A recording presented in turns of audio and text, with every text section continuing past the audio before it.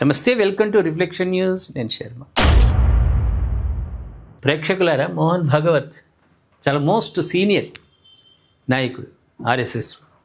ఆయన ఒక మాట అన్నాడు, స్వలింగ సంపర్కుల సహజీవనానికి ఓకే, పెళ్ళికి మాత్రం నో అన్నాడు.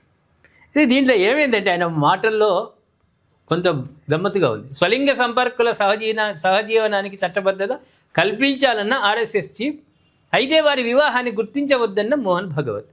సామాజిక వివక్ష ఉన్నంతకాలం రిజర్వేషన్లు అవసరమేనని స్పష్టీకరణ.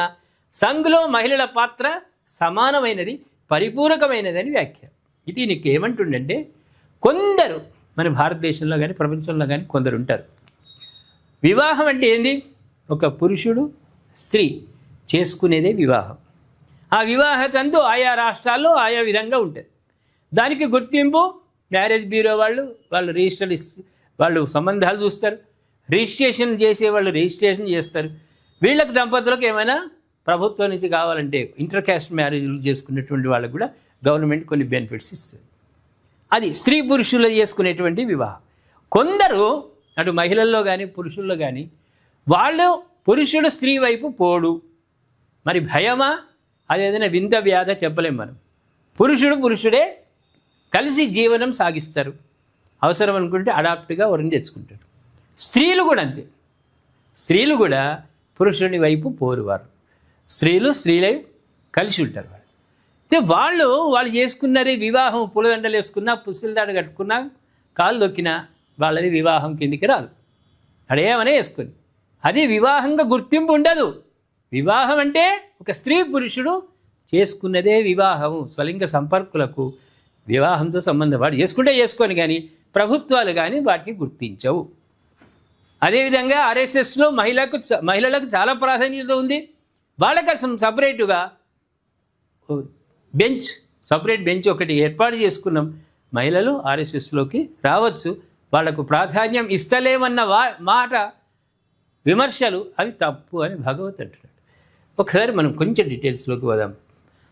స్వలింగ సంపర్కులు కూడా సమాజంలో భాగమేనని, వారికి తగిన స్థానం కల్పించాలని భగవత్ అన్నారు. కానీ సహజీవనం కోసం స్పష్టమైన నియమాలు, చట్టాలు అవసరమని ఆయన అభిప్రాయపడ్డాడు. వాళ్ళు కలిసి ఉండడానికి ప్రభుత్వ పరంగా కొన్ని చట్టాలు ఉండాలి. సమాజం వాళ్ళని ఏమనకుండా ఉండడానికి, పోలీసు వాళ్ళు కూడా ఏమనకుండా ఉండడానికి వాళ్ళకి చట్టాలు ఉండాలి, వాళ్ళకి భద్రత కల్పించాలి. కానీ అయితే దీనిని వివాహ వ్యవస్థతో ముడిపెట్టొద్దని ఆయన స్పష్టం చేసింది భగవత్.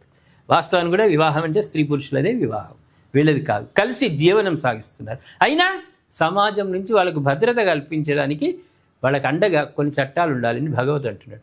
అదేవిధంగా చైనా, పాకిస్తాన్తో సంబంధాల గురించి ప్రస్తావిస్తూ సంఘర్షణల సమయంలో ప్రజలు ప్రభుత్వం చెప్పిన దానిని అనుసరించాలని సూచించారు.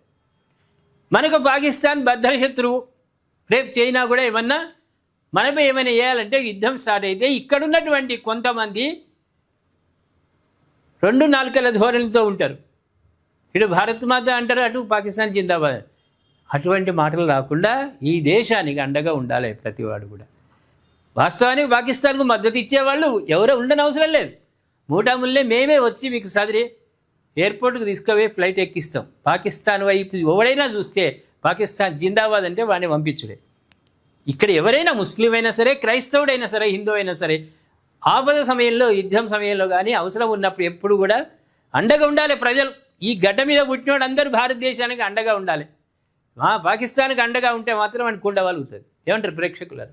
అటువంటి ఉండొద్దు. అందరూ ప్రభుత్వానికి ఉండాలి. శాంతి సామరస్యంతో మెలగడమే భారతీయ పరిష్కారమని, శాశ్వత దేశం ఉండకూడదని, శాశ్వతంగా శత్రువుగా ఉండొద్దు, ఎందుకంటే మానవత్వం ఒకటేనని ఆయన అన్నాడు. సంఘంలో మహిళల పాత్రపై ఆయన స్పందిస్తూ వారి పాత్ర పురుషులతో సమానమైనదని ఆయన పేర్కొన్నాడు. ఏది ఏమైనా భారతదేశానికి, ఈ భరతఖండం మీద ఉన్నవాళ్ళందరూ మద్దతు ఇవ్వాల్సిందే.